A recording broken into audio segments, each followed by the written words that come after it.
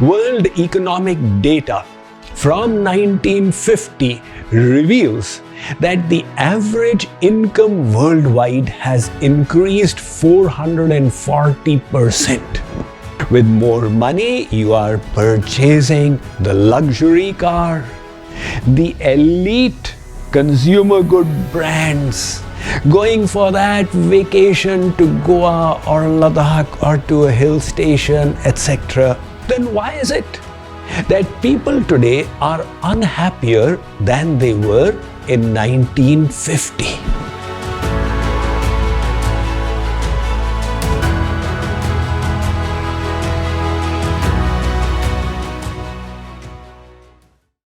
Can money buy us happiness? This is a question that many philosophers have pondered over. And what is our own experience? As little children, our toys came through money and they gave us immense joy. As we grew further, our vehicle was purchased with money.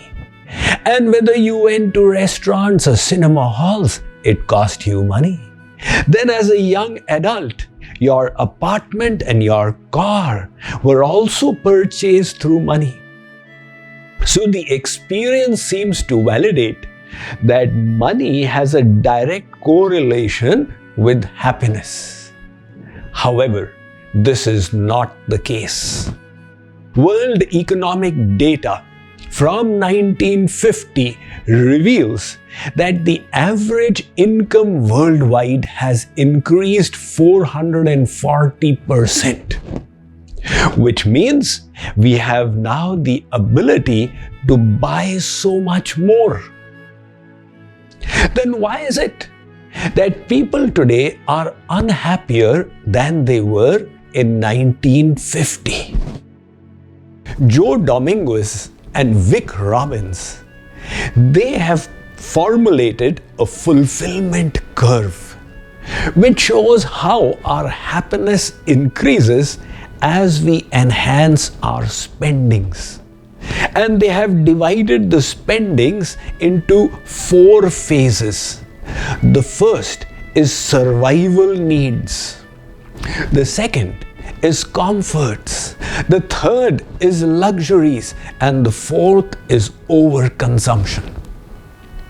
When your spending is in the first phase, you are meeting your survival needs with the money, which is the basic food, clothing, shelter, and minimal transportation.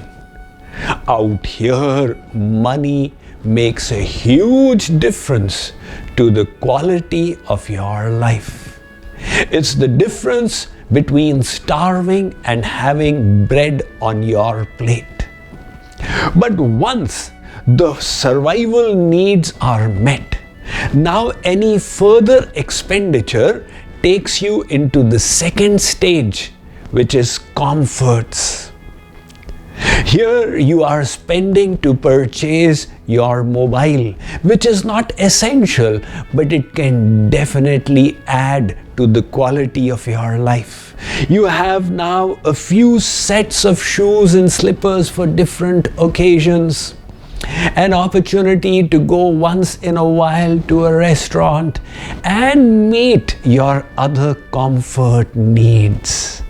Out here, enhancement in spending does continue to increase your happiness, but in a lesser extent. So the fulfillment curve in the second stage has flattened a bit. Then you enter the third stage, which is luxuries. Now, it's not a matter of mere comforts. With more money, you are purchasing the luxury car, the elite consumer good brands, going for that vacation to Goa or Ladakh or to a hill station, etc. Out here, again, to some extent, the enhanced spendings increases your experience of fulfillment in life but at a much slower rate. So the fulfillment curve has now flattened out even further. And then you enter the fourth stage, overconsumption.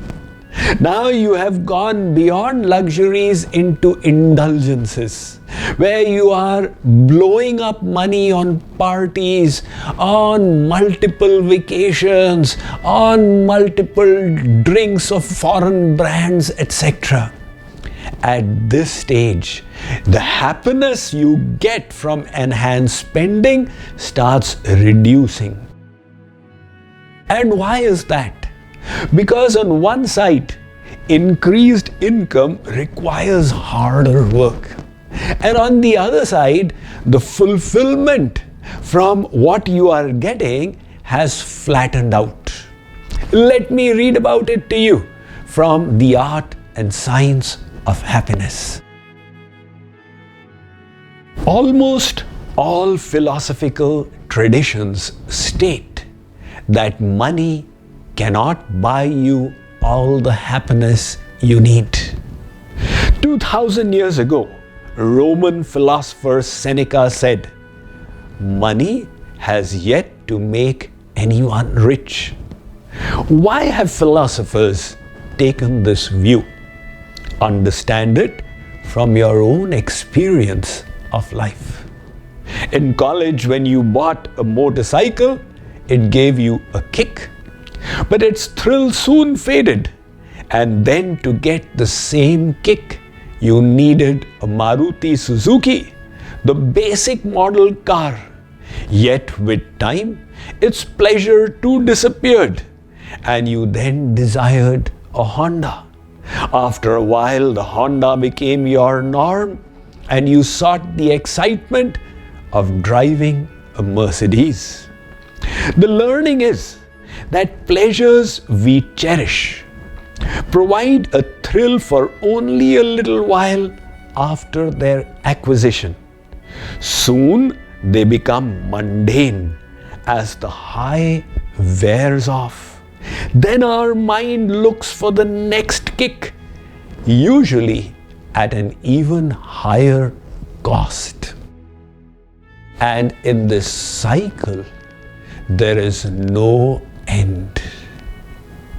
One sadhu, renunciant monk, came to the palace of a king. The king honored, welcomed him, and said, "O sage, how can I serve you? You must have some need which I can help you with." The sage said, "O king, I have this little renunciant pot. If you fill it for me with goods from your kingdom, that will suffice." The king said, "What are you asking for? Don't you know the extent of my opulence? You are surely making a mistake." The sage said, "O king, greed is a bad thing. Just fill this for me." The king instructed his servants to get precious stones. They kept pouring them into the renunciant's pot, but no matter how much they put in, the pot remained ever empty. The struggle continued for many hours, and then the king admitted defeat. He said, "Sadhu, what is this magical pot which you have?" The sadhu said, "Raja, this is the heart of human beings. Its greed is such there is never any satiation. The more you have, the more you want. Have you ever heard of anyone saying, 'I have got enough'? Never, because the greed pushes them forever further. That is why Bhartrihari Maharaj put it so well when he said, "Satu bhavati daridri yasya trishna vishala manasi cha paritushte korthavan ko daridraha." That person is poor in this world. Not one whose possessions are less, but whose desires are many. He may possess 60 sets of dresses, but his intellect tells him, after 2 months I need to repeat my dresses. Oh my God, how terrible. If I had 120, it would be enough for 4 months. This person is experiencing a shortage of 60 sets of dresses. Bhartri Hariji says, that person is poor, and not the one who has 3 sets, but says, one to wear, one to wash, one to press. What deficiency is there? The same king who had his eyes opened by the monk then decided he wants to select a wise minister for his court. So he filled up a garden with precious ware and valuables and announced a competition for his citizens. He said, whoever can bring from this treasure garden the most invaluable thing and justify the reason for its importance, I will select that person as my minister. Many were attracted. They all failed to impact the king by their choices, until one ordinary looking man came. He walked around the garden and came empty-handed to the king. The king asked him, what did you select of importance from the garden? That person said, O king, I did my selection, but you have come empty-handed. O king, my selection is contentment. Contentment is the real wealth. Without contentment, the fire of desire will continue to burn. In America, the top professional basketball players earn upwards of $50 to $100 million a year. But statistics reveal that a few years after their retirement, 60% of them go bankrupt. They had enough for generations, but their greed, their lavishness made them spend indiscriminately until they became impoverished. The same is the track record for winners of the American Lotto. A year or two after getting the jackpot, some of them have committed crime, gone to jail, got divorced, been murdered. Invariably, their level of happiness, which spiked after the winning the prize, came back down and even lower than before. That is why the real wealth is the ability to be contented. Manasi cha paritushte korthavan ko daridra. One who is contented is not poor.